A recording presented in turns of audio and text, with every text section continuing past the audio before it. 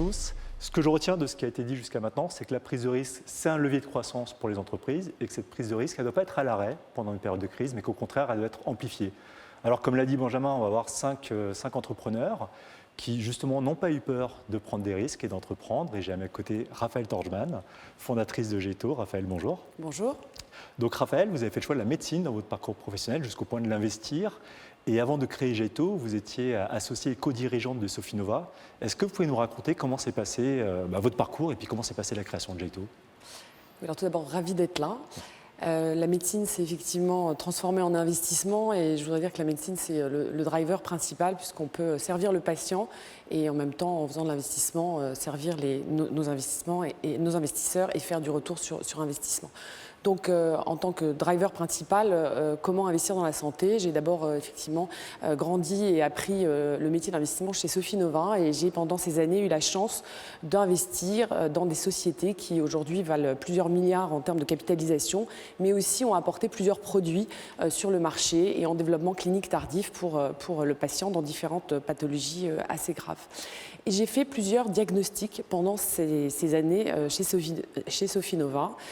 Diagnostics qui sont les suivants. Le premier, c'est quelque chose qui est assez évident en Europe, mais que je voudrais insister dessus, c'est suffisamment d'argent pour des sociétés qui sont ambitieuses pour développer plusieurs produits et aussi suffisamment d'argent, et ça c'est une des différenciations de Géto, qui est d'investir en continuité, c'est-à-dire au lieu d'avoir un modèle en silo, c'est-à-dire un fonds early stage venture, late stage, crossover et puis hedge fund, en parlant bien franglais, avoir une continuité dans l'investissement. Et pourquoi? Pour pouvoir mettre tout d'argent tout du long et accompagner les entrepreneurs.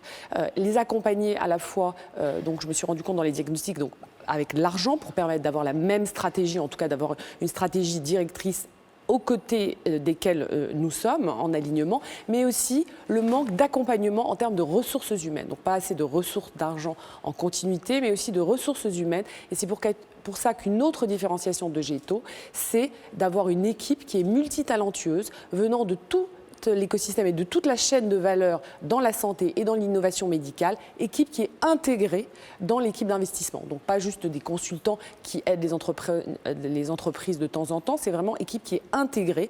Et aussi une autre différence, c'est de travailler pour servir l'entrepreneur. Il faut travailler de façon collaborative, vraiment avoir une équipe et non pas un partenaire par deal qui fait qu'on sert encore mieux l'entrepreneur et l'entreprise de notre portefeuille. D'accord, donc finalement vous incarnez un nouveau mode de fonctionnement des fonds d'investissement qui se transforment, y compris dans leur dimension managériale. Est-ce qu'on peut dire finalement que le Covid vous a aidé, a été un accélérateur de croissance? Alors, le Covid, en fait, nous a aidés et en même temps, on a eu chaud, si je puis dire, puisqu'on a closé, premier closing du fonds donc, de 200 millions d'euros et avec BPI France à nos côtés, puis le début, même en termes de brainstorming sur ce nouveau modèle a été clé.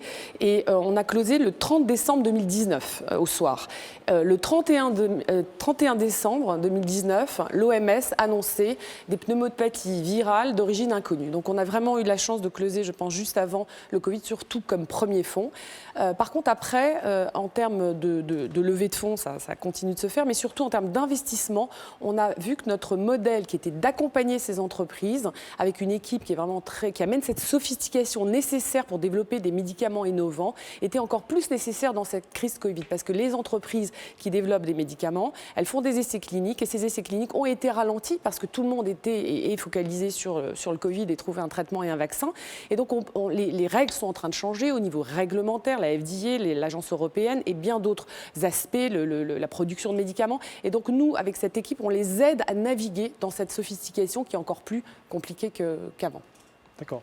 Donc finalement, quel est le bilan que vous faites de cette année 2020 et comment vous vous projetez sur 2021? Quelles sont les perspectives? Alors, avant de parler des perspectives, je voudrais revenir sur l'entrepreneur, parce que vous avez parlé, vous avez présenté comme entrepreneur. J'avais été frappée en 2013 à la rencontre de BPI qui naissait, et en particulier avec Nicolas Dufour, qui parlait toujours d'entrepreneurs en parlant de nous, investisseurs. J'ai dit, mais pourquoi il parle d'entrepreneurs? On n'est pas des entrepreneurs. En fin de compte, on doit être entrepreneur et c'est ce qu'on essaie de faire avec Géto. Et on doit même considérer nos sociétés du du portefeuille, vraiment, et travailler avec elles et faire ce qu'on leur demande de faire en termes de transparence, en termes de collaboration et de travailler dans un écosystème. On doit se l'appliquer à nous-mêmes. Et pareil avec nos LP, d'ailleurs, que j'ai du plaisir toujours à appeler non pas limited partner, mais unlimited partner. Donc, je voulais revenir là-dessus parce que je suis heureuse et même fière d'être à la fois aujourd'hui considérée comme entrepreneur qui peut encore mieux évidemment comprendre nos entreprises. Donc les perspectives, c'est de travailler sur les 3 fonds qui sont importants. Ce que j'ai pas dit, ce qui est très important en plus de la croissance des sociétés avec ce modèle de continuité en investissement, c'est aussi de l'accélération. C'est quelque chose qu'on a beaucoup entendu aujourd'hui. L'accélération est fondamentale parce que encore plus dans le domaine de la biotech, biopharma, puisque la valeur d'un médicament ou d'un futur médicament dans ces sociétés dans lesquelles on investit est liée à la durée d'un brevet. Et donc, c'est une valeur existante.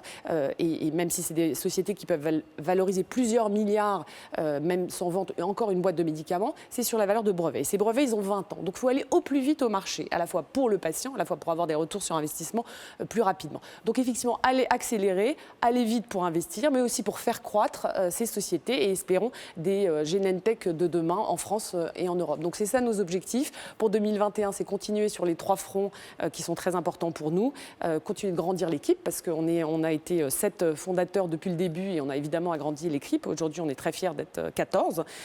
Également sur les deals, bien sûr, nous avons réalisé 2 investissements et un 3e qui va bientôt être annoncé.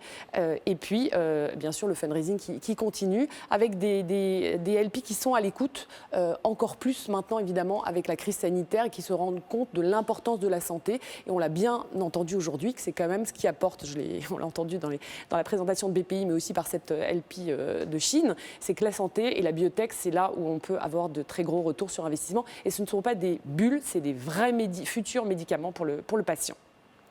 D'accord. Donc finalement, si on résume, ce qui singularise G2 par rapport aux différents acteurs du marché, il y a une forme de collectif, je crois, qui est très important pour vous.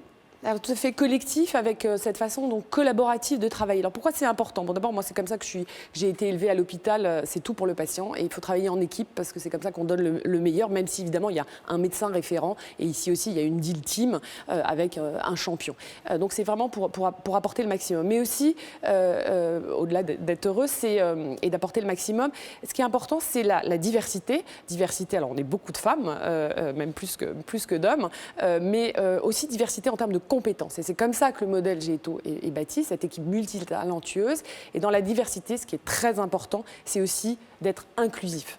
Parce que c'est tellement facile de travailler avec des gens qui nous ressemblent. Mais c'est être inclusif pour de nouveau servir l'entrepreneur et bien sûr nos investisseurs. Écoutez, Raphaël, je vous remercie. Merci beaucoup. Merci à vous.